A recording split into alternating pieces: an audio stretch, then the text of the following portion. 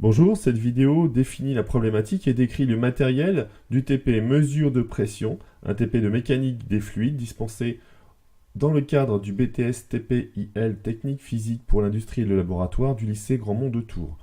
Dans cette séance de travaux pratiques, nos étudiants ont l'occasion d'utiliser différents types de capteurs de pression que l'on peut retrouver pour les différents systèmes industriels. La problématique du TP est la suivante. Les indications constructeurs sur les réglages d'un appareil de mesure de pression sont-elles toujours fiables? Un grand merci à Patrick Blanchedeau pour la présentation du matériel. Présentation du banc d'étalonnage des capteurs de pression. Le but de ce TP est d'avoir un banc qui va nous permettre d'étalonner différents capteurs de pression, un capteur bourdon, un capteur piezo-résistif de pression, un capteur capacitif de pression, un capteur différentiel de résonance numérique de pression, en prenant un comme capteur de référence. Pour choisir le capteur de référence, on se servira de la documentation technique et qui nous permettra de voir quel est le capteur qui a la meilleure précision. Mise en haut du banc, on branche simplement.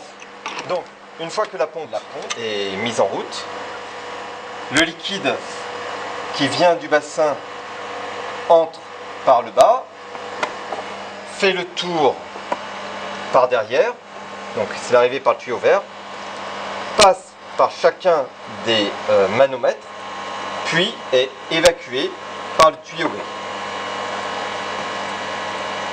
Lorsqu'on fait l'étude sur le document, on s'aperçoit que le manomètre le plus précis, celui qui va nous servir de référence, est le manomètre à résonance numérique qui est ici.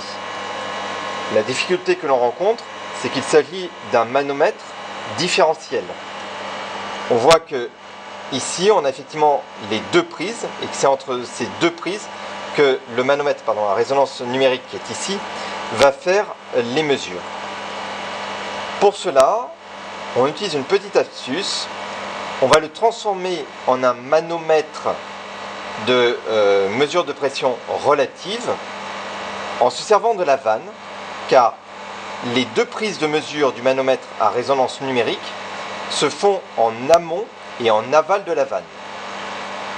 Si jamais on ferme la vanne, on a maintenant l'eau qui est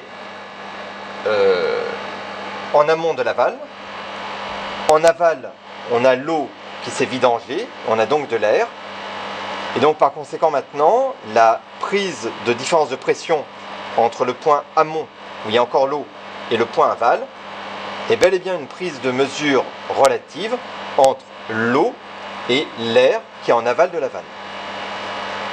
On va donc, par petits à-coups, relâcher de l'eau pour faire baisser la pression dans ce tronçon, et à chaque fois on pourra comparer la mesure, par exemple entre le manomètre de pression piézo-résistif et la valeur du manomètre de référence, c'est-à-dire le manomètre à résonance numérique.